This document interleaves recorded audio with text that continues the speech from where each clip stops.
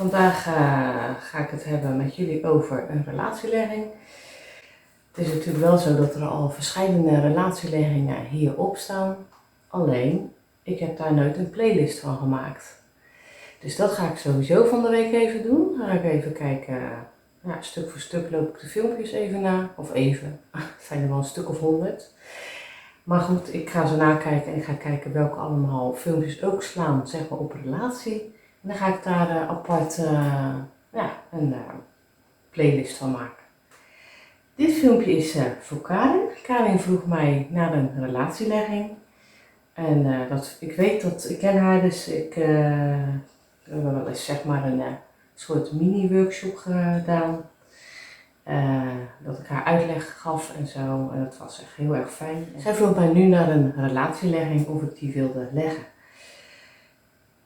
Dat ga ik doen. Ik ga weer precies uitleggen hoe en wat. Nou ja, je kan dus sowieso met de huizen alle soorten Lenormand kaarten kan je doen. Nou ja, je hebt dus deze, zeg maar, die kan je gewoon gebruiken.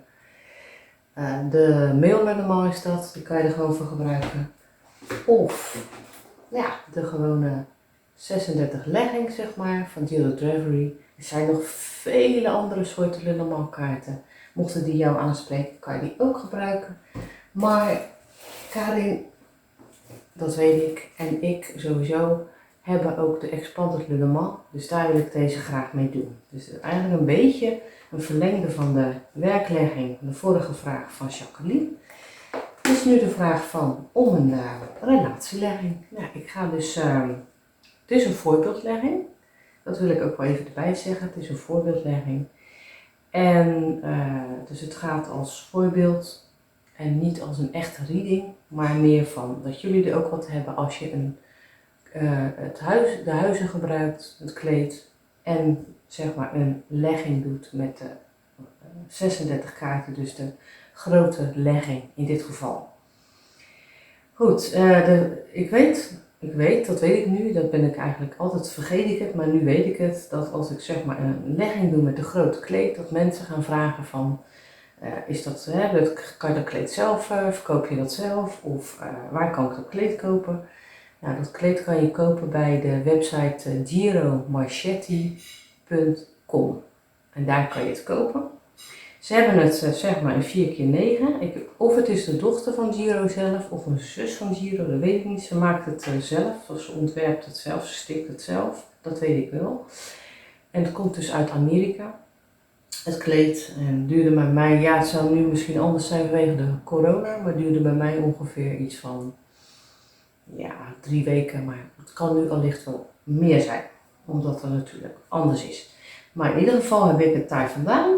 En ik ben er heel erg blij mee. Dus dat heb ik ook even. Dus ik ben er heel erg blij mee.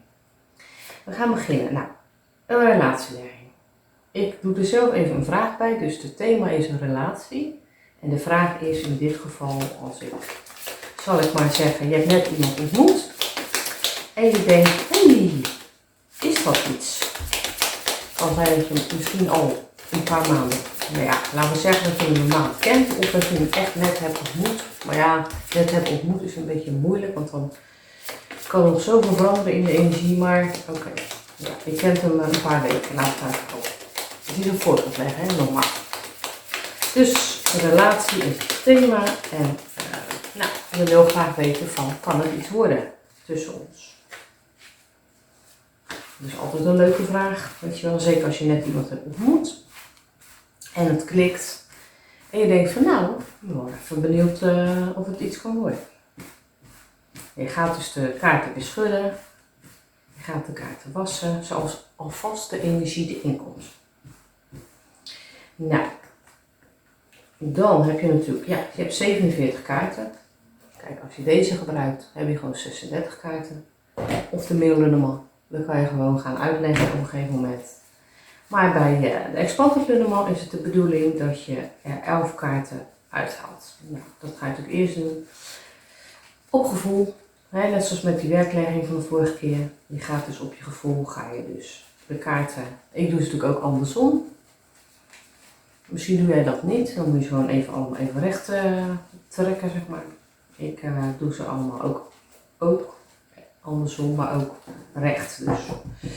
Nou, ik ga gewoon even op gevoel. Ik doe er meestal ook wel even, laat ik het zeggen, ik doe er ook altijd de personen bij. De extra man en de vrouw, die doe ik erbij.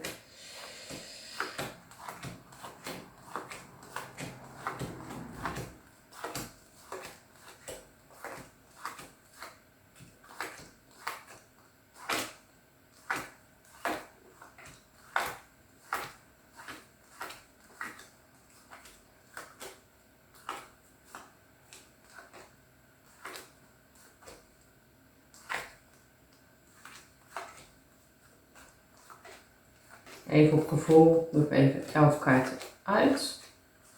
Ik weet natuurlijk niet hoeveel het er zijn. Ik ga ze nog even natellen. 1, 2, 3, 4, 5, 6, 7, 8, 9, 10, 11. Nou, er zijn er nog, ik heb er eigenlijk meer uitgehaald. Dus er zijn nog 5 kaarten die ik hierbij kan doen. Dan ga ik nog even op gevoel dat doen. Welke 5 kaarten er zeg maar nog bij kunnen.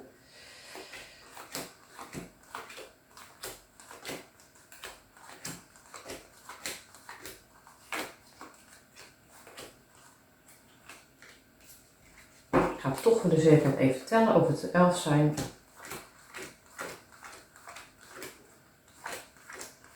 Ja, stel je voor dat je ineens 37 kaarten hebt of zo. Dat vind je ook niet fijn. Dat je op het einde denkt, hé, ik heb er nog één over. Ga je ze weer schudden. Weer schudden. Het geldt voor de expanders normaal, hè. Je gaat weer schudden. Je gaat hem eventueel ook even weer lekker zo schudden, schudden, schudden, schudden, schudden. En dan op een gegeven moment denk je, oké, nou is het klaar. Net op je gevoel, als jij er 1 minuut over doet, 10 seconden, het lijkt me een stuk met een groot kleed, maar goed. Of je er 5 minuten over, het maakt mij echt niet uit. Je blijft net zo lang schudden totdat het goed voelt. Je hebt gewoon alle tijd, als je de reading doet, neem ik aan. En dat je het goed wil doen en zuiver wil doen. En je leert er ook heel veel van, dat is ook leuk. Goed, nou je kan ze dus zo neerleggen. Of je kan het zo neerleggen. Ik leg ze gewoon zo neer. En we gaan beginnen met de 36 grote leggingkaarten.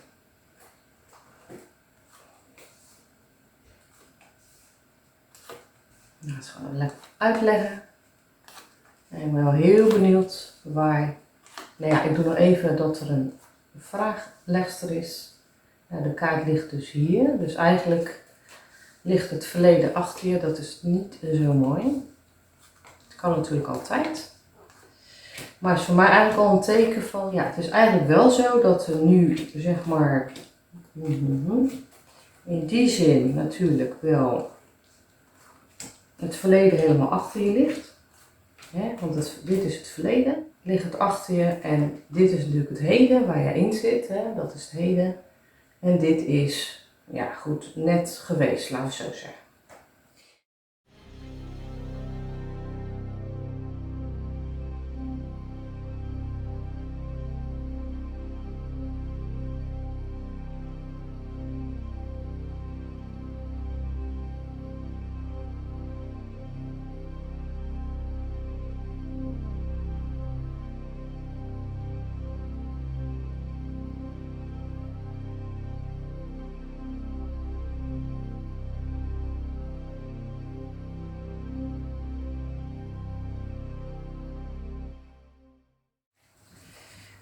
Oké, we gaan beginnen met de kaart. Ik ben natuurlijk wel heel benieuwd waar jouw kaart ligt, om het zo maar te zeggen. Wat natuurlijk wel heel belangrijk is, heb jij, nou ja, ik neem aan dat jij gewoon vrijgezel bent. En hij dit ook is. Anders wordt het wat moeilijker. Dus dat ga ik wel even in de smiezen houden, dat jullie allebei vrijgezel zijn.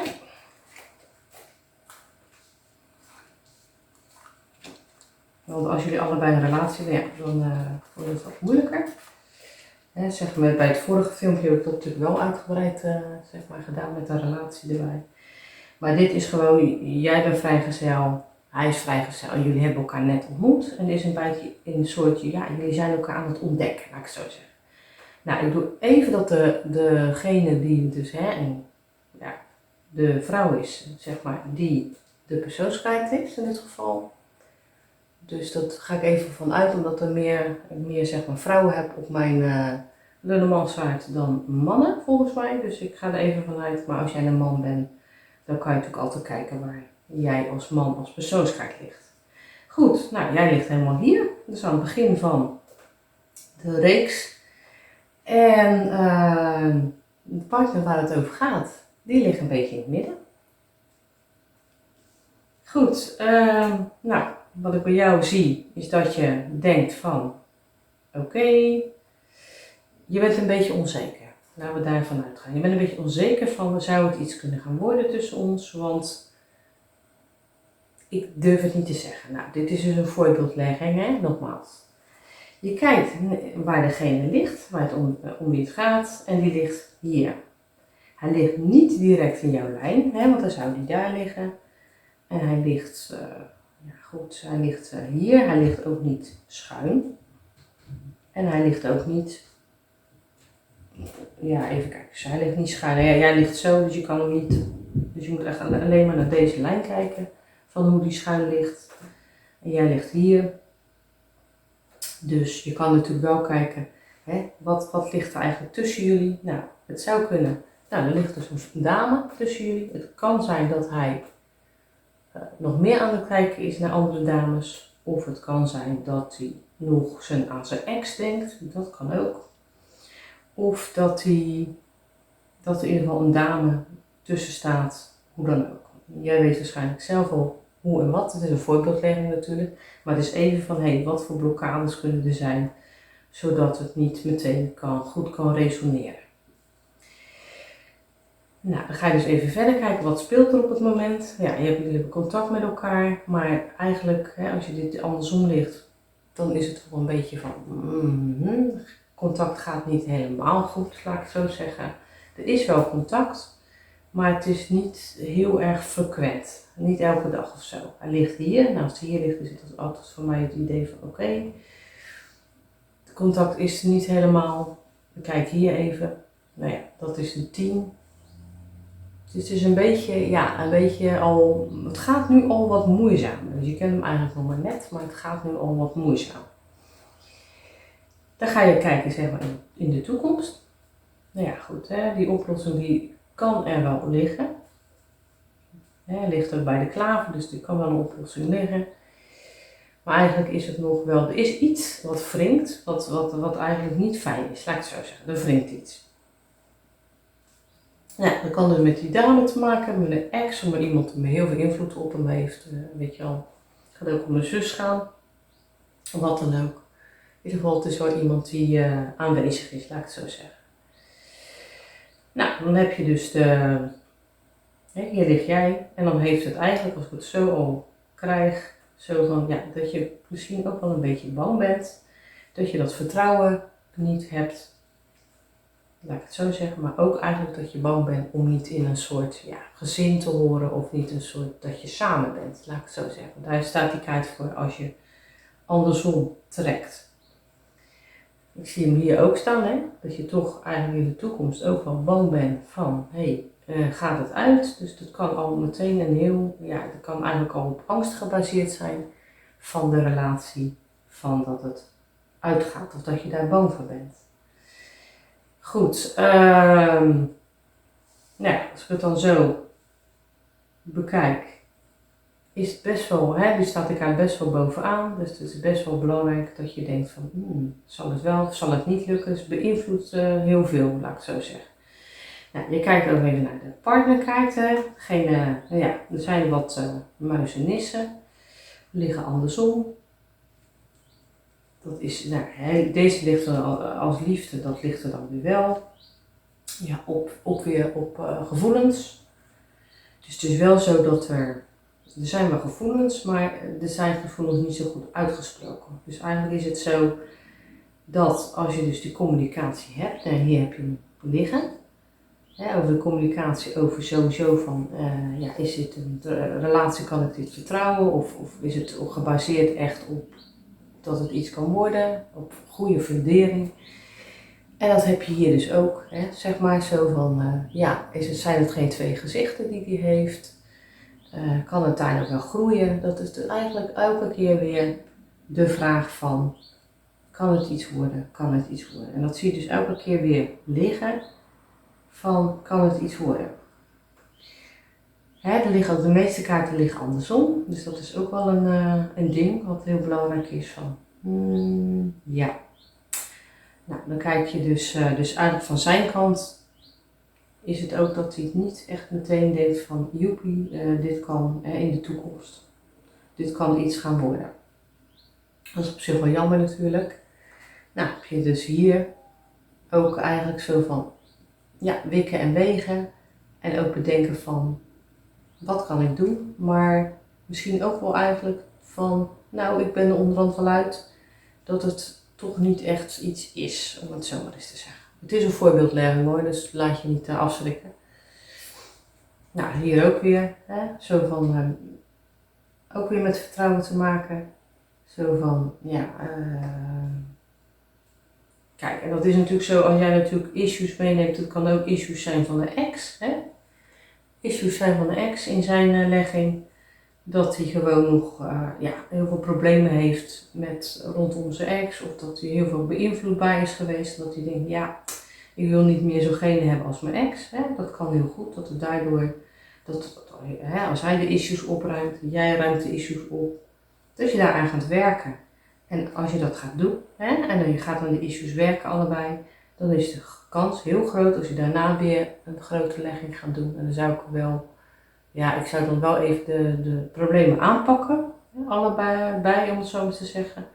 Maar daarna kan je ook echt weer een grote legging doen en heb je kans dat het weer goed is of oké. Maar dit is wel volgens mij wel een hele grote les als ik het zo bekijk, van hoe en wat. Goed, we gaan verder. Nou, dit is ook best wel van, kan zijn dat hij het uitmaakt, het is natuurlijk eigenlijk nog maar een pril stadium. Dus in feite, kan zijn dat hij op een gegeven moment zegt van, oké, ik zie het gewoon niet meer zitten. Dat heb je met deze ook, met de liefde, maar toch van, ik zie het eigenlijk niet meer zo zitten. Nou hier ook, de vermeerdering, dat zie je dan ook eigenlijk niet. Dus als ik het zo bekijk, kan best zijn dat hij op een gegeven moment zegt van, joh, ik heb er genoeg van, het is toch niet wat ik wilde, of ik zit nog te veel aan mijn ex vast. Dat soort kikkers wil je ook niet, Je wil natuurlijk meteen de prins hebben. En er zijn vaak nog wat kikkers in de vijver die je nog even nodig hebt, om het zo maar eens te zeggen. Nou, oké, dan ga je door. Dan denk je, op een gegeven moment, dat staat toch altijd wel voor een begin, maar als je dat bij elkaar optelt, heeft het ook weer te maken met vertrouwen. Maar als ik het wel zo zie, dan gaan op een gegeven moment, dat je wel gaat denken van, oké, wat zo kan ik eigenlijk zelf doen of zelf verbeteren. Het kan zijn dat je altijd op dezelfde mannen valt en dat je op een gegeven moment denkt van, hé, waarom val ik nou altijd op dezelfde mannen? Nou, die issue kan je dus ook gaan bekijken, weet je wel? Het heeft ook weer met vertrouwen te maken. Vertrouwen in de relatie, maar ook vertrouwen in jouw eigen liefde, om het zo maar te zeggen. Als dat dan goed zou zijn, ik zou die getallen natuurlijk ook gewoon op kunnen tellen. Dat kan je natuurlijk altijd doen. Dus dan heb je 25 en 18. Nou, dan tel je bij elkaar op, 43. Nou, dan kan je dus kijken, 43, dat is dus deze zeg maar, 43, zo dan. En dat is ook eigenlijk dat je wel je besluit hebt genomen van oké, ik weet nu waar het aan ligt, dat ik bijvoorbeeld meer zelfliefde kan ontwikkelen. Dus daar ga je wel heel erg over nadenken. Hier ook of over de communicatie van hoe kan ik dat gewoon beter in banen leiden, meer in mezelf geloven. Hoe kan ik de problemen oplossen die dan toch elke keer weer terugkomen. Nogmaals, het is een voorbeeldlegging. Het kan zijn dat je dat helemaal niet hebt. Maar het kan zijn dat je hier wel mee te maken hebt. In ieder geval is het wel fijn om die kaarten dan beter te leren kennen. Deze ligt helemaal bovenaan. De problemen Die worden opgelost. Kijk, op een gegeven moment denk je, oké, de problemen worden opgelost. Ik kan weer verder. En dat is wel ook wel, kijk, als je 21 en 8 bij elkaar optelt, dan zie je ook weer van, dan ben jij, dan komt die kaart weer tevoorschijn, dat je gewerkt hebt aan je zelfliefde. Ik haal het er nu even uit als voorbeeldlegging. Nou, dat geldt ook voor deze. Er komt een verandering, want jij zelf staat stabieler, zeg maar in dit geval. Dus je hebt gewerkt aan je soort, even tussen haakjes verslaving. Je hebt gewerkt aan je verslaving. En je denkt van, oké, verslaving even tussen haakjes. Het hoeft niet echt een verslaving te zijn, maar een zelfbeeld wat niet klopt. Kan ook een soort van, in ieder geval wel zijn van, daar kan ik aan gaan werken. Dus dat kan je op zich wel in de noemer, verslaving even tussen haakjes noemen. Je gaat weer kijken sowieso aan je zelfbeeld, maar ook aan je relaties. En dit, en wat is ook weer leren. Leren van de relaties die je hebt, of leren zelf van je eigen je relatie met jezelf. Nou, hier zie je ook weer, zeg maar dat je daarmee bezig bent. En dat is altijd wel mooi als je dat dan zo bekijkt. Dus in de toekomst zie je wel een soort van verandering, een soort van zelfbewustzijn wat je gaat krijgen. Nou, dan zie je dus eigenlijk op het einde, zeg maar, van de legging, zie je dus dit. Het is wel zo, hij ligt andersom, dat wel, maar het is wel een beetje dat je zegt van, hoe kan ik die passiviteit doorbreken, in dit geval. En dit is ook weer van, hoe kan ik degene dichterbij laten komen. Dat is natuurlijk ook wel heel belangrijk. Stel je dat bij elkaar op. Dus doe je 26 en 18. 2 bij elkaar op is 44. Ja, en dat heeft ook weer te maken met, zeg maar, het bekijken of het met een nieuwe relatie wel iets kan worden. Dus heel mooi is dat. Er ligt alweer een nieuwe man op je te wachten. Je ziet het, een man met de mazzels. Dus er ligt alweer eigenlijk een nieuwe man op je te wachten. Het is een voorbeeldlegging, maar het is wel een soort zelfbewustzijn wat het zou kunnen triggeren. Maar ook gewoon dat je gewoon weet van, en ook als je dit voor een klant legt natuurlijk, als paragnost, kan je dit natuurlijk ook voor klanten leggen en dan kunnen natuurlijk ook dat soort dingen uitkomen. Ja, er ligt alweer je krijgt contact. Man ligt niet op zijn kop, man ligt gewoon lekker, gewoon gezellig en je krijgt weer contact. Nou, je ziet hier zo van, problemen zijn opgelost. Die weer, in feite ligt die andersom. Die ligt dan ook andersom. Dus dat betekent dat er een nieuw begin is. Dus als die ligt andersom, dus ligt die ook andersom. Een nieuw begin komt er met een vrouw. Ja, dat ben jij dan. Hoe mooi is dat? Dus in dit geval eind goed al goed.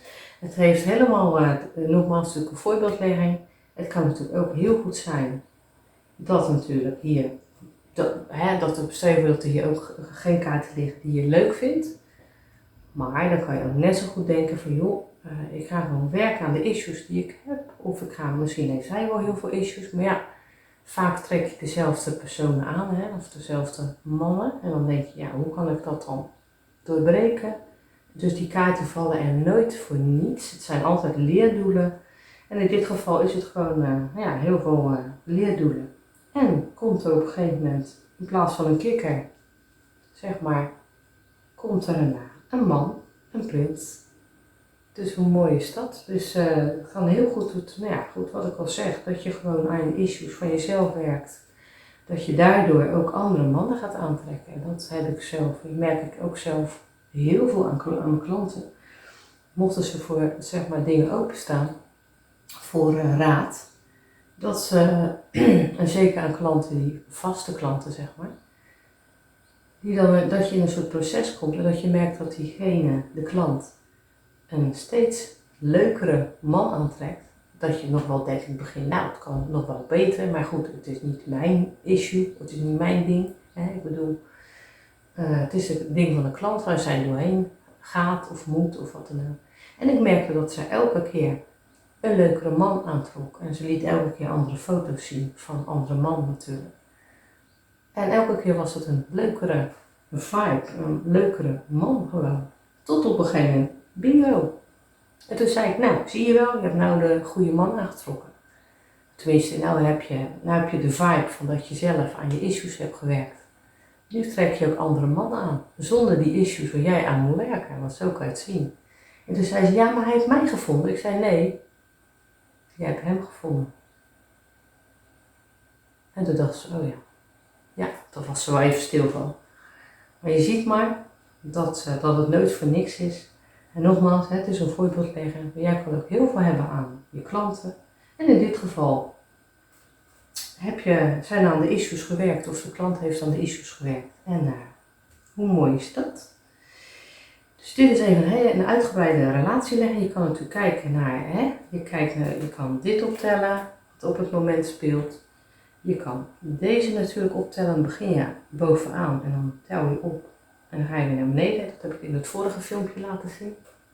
Ga je het vorige filmpje er even bij pakken. Je kan kijken naar zeg maar de kikker in dit geval. Wat zijn de issues? Dus ga je ook weer bij die optellen. Ik zal het wel even doen. Dan heb je even een idee. Dus je telt op 40. En dan doe je erbij 12, doe je dat door 52, dan trek je er 36 vanaf. Dat is 16. Nou, dat is dus ook wel werken aan een mooie toekomst, want daar ligt natuurlijk eigenlijk ook weer andersom dan. Dan doe je er 28 bij, tel je erbij op. Dan wordt dit 44, nou ja, dus ook weer die loop. En dus hij kan werken aan zijn issues, wat gaat hij doen? Hoe gaat hij het doen? Nou, dan heb je 44 en dan tel je daar weer 24 bij op. Dus dat is 68 en dan doe je er 36 van af. Nou, goed, 8 min 6 is 2 en dan 6 min 3 is 2. Nou, werken aan zijn gevoelens. Je ziet het, hij kan maar ook wel eens werken aan zijn gevoelens. Nou, dan ga je kijken je kan gewoon elk rijtje pakken. Je kan kijken naar de man, de muscle man, dus de prins in dit geval. Van hoe zijn rijtje ligt, hoe dat allemaal gaat. En je kan kijken naar de hoekkaarten. Nou, welke toch wel belangrijk is, de 2 bovenste kaarten hebben ook te maken met zelfgroei, reflectie en dat soort dingen. Daar kan je naar kijken. Nou, dit betekent wel dat je op een gegeven moment wel weer contact krijgt. Want de kaart ligt andersom. Je krijgt wel weer contact. Dit is nog even, dat je zelf zeg maar, kijk, zie je? Jij ligt op de man, je ziet het. Dus de issues van de man, van zeg maar in dit geval de kikker, die moet je even zelf overwinnen. Van hoe kan ik andere mannen aantrekken? Ik zeg wel heel grappig dat het weer bij elkaar ligt. Ja, als je bij hem kijkt, ligt hij op contact. Hoe mooi is dat? En als je dan kijkt van, degene die er nu is aangetrokken, die ligt op muizen. Ja, die ligt dan op zich, zou die wel andersom liggen. Dus als die andersom ligt, ligt die ook andersom. Dus dat is natuurlijk wel een dingetje. Maar als ik het zo over de linie bekijk en invoel, dan denk ik, nou, deze man heeft toch wel heel veel issues. Wat dus weer met die ex te maken kan hebben. En ook weer een soort verslavingsgericht. Maar hij ligt niet andersom. Dus in dit geval niet verslavingsgericht, maar nog wel heel erg met haar bezig zijn op de een of andere manier. Dan tel je dan die blonde dame op. 29 met 20. Dus dan kom je aan 49, min 36 is 13. Ja, die groei. Dus eigenlijk zit je nog wel met je tentakels, om eens even die boom, die tentakels, zit je nog wel aan haar vast. Dat is wel een dingetje. Tenminste, hij zit nog wel aan haar vast. Dat wou ik zeggen. Dus in dit geval is het een relatielegging met een goed leerproces. Waar je heel veel aan kan hebben, of jouw klant heel veel aan kan hebben. Het is een voorbeeldlegging. Dus, maar het kan zijn dat als jij zelf die legging legt, dat je ook met bepaalde problemen daar aankomt. Nou ja, goed, mocht jij zelf nog een vraag hebben over deze legging, dat je denkt van oké, dat wil ik nog wel even weten. Of waar kan ik nog extra op letten. In dit geval kan je die man ook niet, die man kan je natuurlijk ook niet echt tenminste schuin optellen.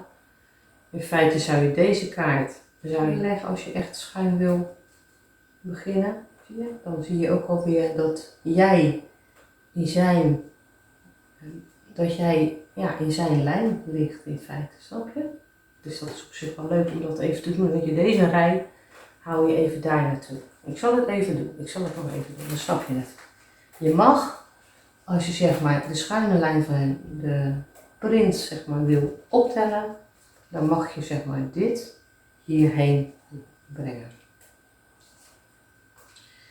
En dan kan je zo kijken wat er in zijn lijn ligt. Nou ja, een open begin, daadkrachten van bam, oké.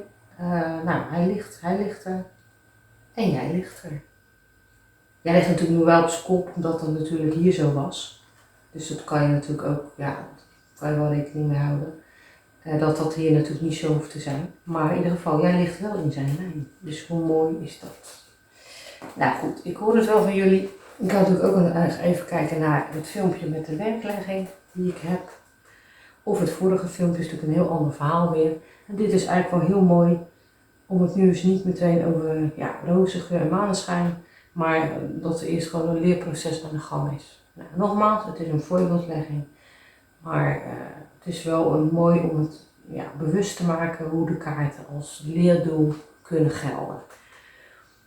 Goed, Karin, dit is hem.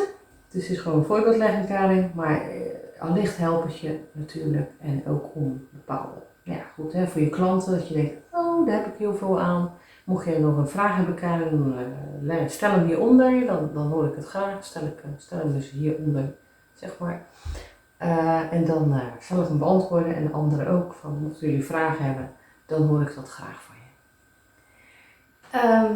Ik zie je graag weer bij het volgende filmpje.